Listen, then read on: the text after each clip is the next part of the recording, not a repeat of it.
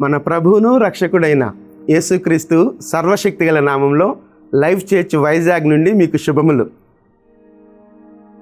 మీరు క్షేమంగా ఉన్నారని నమ్మి దేవాదేవుని స్తుతిస్తూ ఉన్నాను. అనుదినము ఈ హోప్ ఫర్ టుడే వాక్య ధ్యానాలను మీరు అనుసరిస్తూ మీరు ఆత్మీయ అభివృద్ధి పొందుతున్నారని నమ్మి దేవునిని ఎంతగానో స్తుతిస్తూ ఉన్నాను. దావీదు రాసిన 62వ కీర్తన 8వ వచనం నేను చదువుతూ ఉన్నాను. జనులారా, ఎల్లప్పుడూ ఆయన యందు నమ్మిక ఉంచుడి, ఆయన సన్నిధిని మీ హృదయములు కృమ్మరించుడి, దేవుడు మనకు ఆశ్రయము. ఇది దావీదు రాసినటువంటి కీర్తన. దావీదు తన జీవితంలో దేవునిని ఏ విధంగా అనుభవించాడో ఆ అనుభవాలను తెలియచేస్తున్నాడు. ఎల్లప్పుడూ దేవుని యందు నమ్మిక ఉంచమంటున్నాడు, మీ హృదయాలను దేవుని సన్నిధిలో కృమ్మరించమంటున్నాడు, ఆయన మీకు ఆశ్రయదుర్గంగా ఉంటాడు అని చెప్తున్నాడు. ఇది దావీదు అనుభవం. అనేక పర్యాయాల్లో ఎన్నో కృంగిన సంఘటనల్లో, ఎన్నో అవమానకరమైన పరిస్థితుల్లో, ప్రాణాన్ని చేతిలో పట్టుకొని పారిపోతున్న పరిస్థితుల్లో దేవునిని విడిచిపెట్టలేదు, దేవుని మీద నమ్మకాన్ని సడలిపోలేదు దావీదుకు. దావీదు అంటున్నటువంటి మాటను మరలా నేను చదువుతున్నాను. జనులారా, ఎల్లప్పుడూ ఆయన యందు నమ్మిక ఉంచుడి, ఆయన సన్నిధిని మీ హృదయములు కుమ్మరించుడి, దేవుడు మనకు ఆశ్రయము అంటున్నాడు. ఎల్లప్పుడూ ఆయన యందు నమ్మిక ఉంచుడి. అది కష్ట సమయమైన, సంతోషకరమైన, లేకపోతే ఏ భయాలు ఆవరించి ఉన్నా ఆ ప్రతి భయంలో, ఆ ప్రతి భయాన్ని కలుగు చేసే పరిస్థితుల్లో దేవుని నమ్ముకొని ఉండు. అది నా అనుభవం అన్నట్లుగా దావీదు చెప్తున్నాడు. ఎల్లప్పుడూ దేవుని యందు నమ్మకం ఉంచుడి. ఆ నమ్మకాన్ని సడలించవద్దు. ఆ నమ్మకాన్ని సడలించి లేకపోతే ఆ నమ్మకాన్ని కోల్పోయే పరిస్థితులు ఉన్నప్పటికీ కూడా ఆ ప్రతి పరిస్థితుల్లో దేవుని మీద మాత్రమే నమ్మకాన్ని నిలుపు.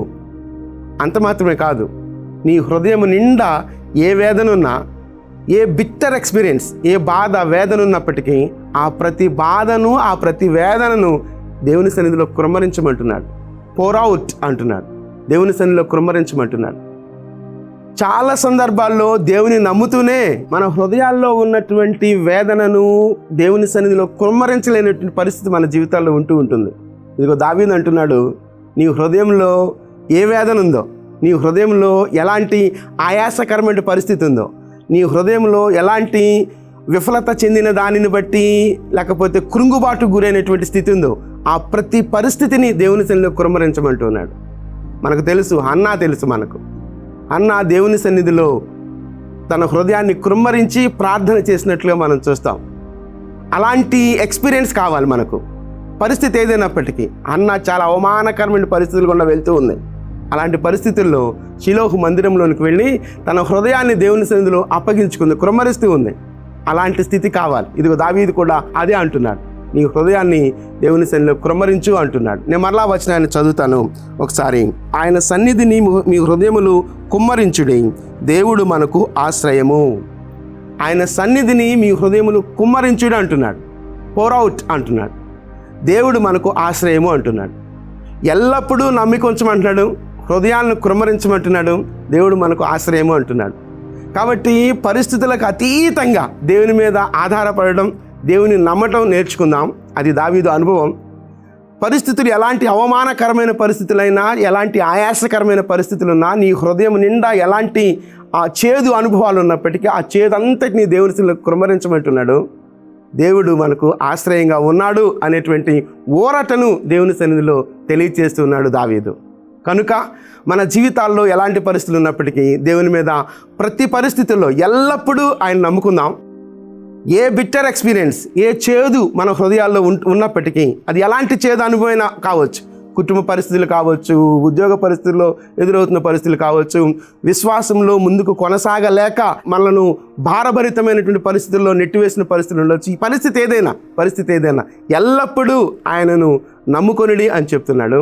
ఎలాంటి చేదు మన హృదయంలో ఉన్నప్పటికీ ఆ ప్రతి చేదు అనుభవాన్ని, ఆ ఆయాసకరమైన అనుభవాన్ని దేవుని సన్నిధిలో కృమ్మరించమంటున్నాడు, దేవుడు మనకు ఆశ్రయము అంటున్నాడు. కనుక ఈ పరిస్థితుల్లో ఈ విషయాలు మనం ఆలోచిస్తూ ఎల్లప్పుడూ దేవుని మీద ఆధారపడదాం, దేవుని నమ్ముకుందాం. ఎలాంటి బిట్టర్ ఎక్స్పీరియన్స్, ఎలాంటి చేదు అనుభవాలు మన జీవితాల్లో ఉన్నప్పటికీ, మన హృదయంలో ఉన్నప్పటికీ వాటిని దేవుని సన్నిధిలో కుమ్మరిద్దాం. ఆయనను మనం ఆశ్రయముగా చేసుకొని జీవిద్దాం. అది ఆశీర్వాదకరమైన అనుభవం. అది ఆశీర్వాదకరమైన అనుభవం. ఆ ఆశీర్వాదకరమైన అనుభవాన్ని దావీదు అనుభవించాడు కాబట్టే ఈ కీర్తనలో మాట రాస్తూ ఉన్నాడు. అలాంటి ఆశీర్వాదకరమైన అనుభవాల్లో మనం కూడా ముందుకు కొనసాగుదాం. చిన్న ప్రార్థన చేస్తాను. మీరు ఎక్కడున్నప్పటికీ నాతో కలిసి ఏకీభవించాలని మనం చేస్తున్నాను. చిన్న ప్రార్థన. కృప కలిగిన దేవా, ఎల్లప్పుడూ మిమ్మల్ని నమ్ముకునే విశ్వాసపు అనుభవాలు మాకు దయచేయండి ప్రభువా. దయగలిగిన దేవా, మీకు స్తోత్రాలు చెల్లిస్తున్నాం. మా హృదయంలో ఉన్న వేదన ఏదైనప్పటికీ, మా హృదయంలో నింపబడిన చేదు, ఆయాసం ఏదైనప్పటికీ మీ సన్నిధిలో కుమ్మరించగలిగే అనుభవాలు మాకు దయచేయండి ప్రభువా.